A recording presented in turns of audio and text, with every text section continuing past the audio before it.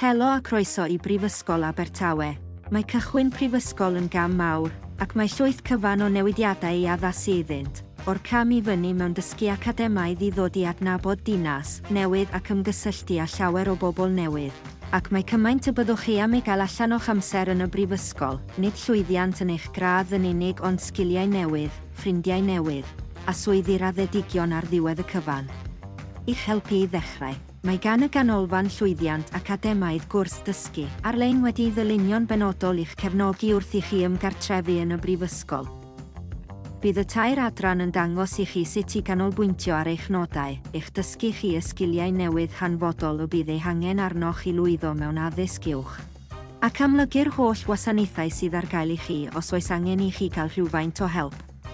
Ysgrifennwyd y cyrsiau gan academyddion arbenigol yn y maes ac mewn cydweithrediad a phartneriaid addysg uwch ledled y byd, felly rydych chi'n gwybod ei bod nhw'n llawn cyngor o safon, ond mae'n cychwyn yn unig yw'r cyrsiau hyn.